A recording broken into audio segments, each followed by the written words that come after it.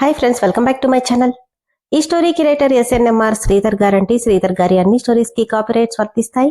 ఆయన పర్మిషన్ లేకుండా యూట్యూబ్ లోనే కాదు మరే ఇతర సోషల్ మీడియా నెట్వర్క్ లో కూడా ఆయన స్టోరీస్ ని అప్లోడ్ చేయడానికి వీల్లేదు.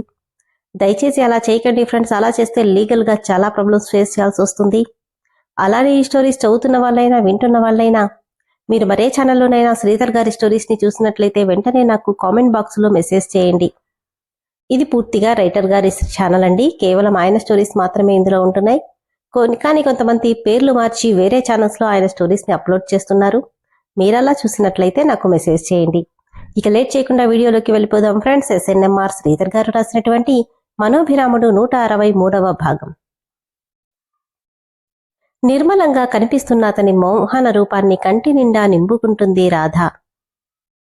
చిరునవ్వుతో, ఏంటి రాధ అలా చూస్తున్నావు అని అడిగాడు అభిరామ్. నిన్ను చూసే కొద్దీ ఇలా చూడాలనిపిస్తుంది కృష్ణ. నా కంటికి ఆ కృష్ణుడే నీ రూపంలో మళ్లీ పుట్టాడేమో అనిపిస్తుంది. అలాంటి దానివి 4 రోజులుగా నన్ను ఎందుకు తప్పించుకుని తిరుగుతున్నావు రాధా అని అడిగాడు. నవ్వుతూ తన చెంపల మీద నిమురుతూ, నేనెప్పుడూ నీకు దూరంగా ఉండలేను కృష్ణ. ఈ రాధ ఎప్పుడూ నీలో సగమే.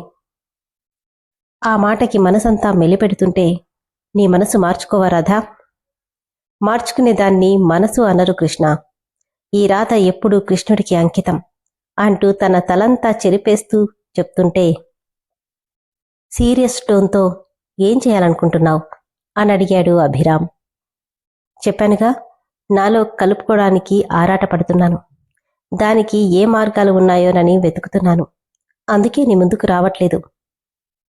మనుని నా నుండి దూరం చేసే మార్గాలా? నవ్వుతూ, కాదు, నన్ను నీకు దగ్గర చేసే మార్గాలు అని తన నుదుటి మీద ముద్దు పెట్టి వెళ్ళిపోతుంటే ఆమె చేయి పట్టుకుని ఆపేశాడు అభిరామ్. ఎందుకింత మొండిగా ఉన్నావు రాధా? కనీసం మీ అమ్మా నాన్న గురించి కూడా ఆలోచించట్లేదు. వాళ్ళు నీ గురించి ఎంత బాధపడుతున్నారో తెలుసా? నీకు నా మీద ఉంది ప్రేమ కాదు, ఆరాధన. దానికి ఏదీ సాటిరాదు. కాని దానికోసం నీ జీవితాన్ని నాశనం చేసుకోవడం కరెక్ట్ కాదు. నా మాట విను. అభిరామ్ మాటలకి గట్టిగా నవ్వుతూ తనని పట్టుకున్న చేతి మీద ముద్దు పెట్టి 4 అడుగులు వెనక్కి వేసి మళ్లీ ఆగి, నీ మనుని ఆఖరి నిమిషంలో కాపాడుకున్నావు. తల మాత్రం వెనక్కి తిప్పి, కాని ప్రతిసారి అలా జరుగుతుందనుకోకు కృష్ణ. ఆ మాటకి కోపంగా, రాధా అంటున్నా నవ్వుతూ అక్కడి నుండి వెళ్ళిపోయింది రాధ. ఆమె ఆలోచనలు ఎటు వెళ్తున్నాయో అభి ఊహకి కూడా అందడం లేదు. మనసులో, ఏం చేయాలనుకుంటున్నావు రాధా? మమ్మల్ని దూరం చేయడమా? నువ్వు దగ్గరవడమా? లేదంటే లేదు, నా రాధ మొండిది. సమస్యకు ఎదురెదురుందే తప్ప పిరికిగా పారిపోదు అని నిశ్చయంగా అనుకున్నాడు అభిరామ్. ఇంకో 1 వీక్లో నేనెటూ వచ్చేస్తాను. కానీ సార్, మీరు మళ్ళీ కొద్ది రోజులకి ఎటు ఇండియా వెళ్ళిపోతారు కదా అని అటు నుండి అంటుంటే, నోనో, ఈసారి వస్తే ఇక ఇండియా వెళ్లే ఆలోచన నాకు లేదు. నేను మ్యాక్సిమం లండన్లోనే ఉంటాను. మీకు ఎలాంటి ప్రాబ్లం లేదు. ఇలాంటి చిన్న చితక ప్రాబ్లమ్స్ అన్నీ మమ్మీ వరకు తీసుకువెళ్ళకండి. మొదటి నుండి డీల్ చేసింది నేనే కాబట్టి నేనే క్లియర్ చేస్తాను. అండ్ 1 మోర్ థింగ్, నేను అక్కడికి వస్తున్నట్టు మా అన్నయ్య కానీ మమ్మీకి కానీ తెలియకూడదు అని రామ్ సీరియస్ టోన్తో చెప్తుంటే, కానీ సార్, మిగిలిన విషయాలన్నీ నేను చూసుకుంటాను, యూ డోంట్ వరీ అని చెప్పి ఫోన్ పెట్టేసి వెనక్కి తిరిగిన రామ్కి హ్యాండ్స్ ఫోల్డ్ చేసుకుని సీరియస్గా తననే చూస్తూ కనిపించింది మను. ఆమెను కోపంగా చూసి వెళ్ళిపోతుంటే, నేను నీతో మాట్లాడాలి రామ్. నీతో మాట్లాడడం నాకిష్టం లేదు అని చెప్పి కోపంగా అక్కడి నుండి వెళ్ళిపోయాడు.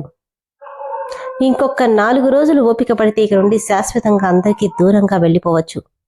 అప్పుడు ఎవ్వరికీ నా వల్ల ఏ ఇబ్బంది ఉండదు అని రామ్ అనుకుంటుంటే, శాశ్వతంగా ఇక్కడి నుండి వెళ్ళిపోదామనుకుంటున్నావా రామ్ అన్న మను మాటకి తల తిప్పి చూశాడు రామ్. వెళ్ళేవాడు కాస్త ఆగి తన వైపే చూస్తున్న మనుని చూసి, నువ్వా? ఏంటి ఈరోజు పొద్దున్నే నా మీద పడ్డావు? ఎక్కడ నీ మొగుడికి నిజాలన్నీ చెప్పేస్తానోనని భయపడుతున్నావా? కళ్లల్లో నీళ్లు చిమ్ముతుంటే విరక్తిగా నవ్వి, ఎందుకు రామ్ ఇంకా నటిస్తున్నావు అని అడిగింది మను. ఒక్క క్షణం తడబడి వెంటనే నటనా? అవును, కావాలని నటిస్తున్నావు.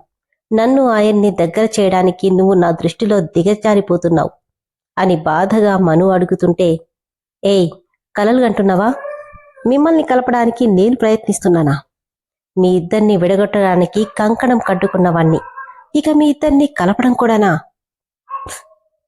కన్నీళ్లతో, ఇంకా నిన్ను నువ్వు దిగదార్చుకోకురాం అంటే, ఏంటిది ఎప్పుడూ లేంది ఇలా మాట్లాడుతుంది అని మనసులో అనుకున్న రామ్, పిచ్చిగాని పట్టిందా నీకు?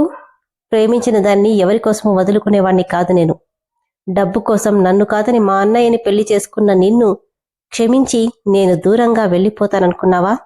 ఇంపాసిబుల్ అని బాధను దిగమింగి, నేను వెళ్లడమంటూ జరిగితే అది మీ ఇద్దరిని విడగొట్టిన తర్వాతే అని గట్టిగా నొక్కి మరీ చెప్పాడు రామ్.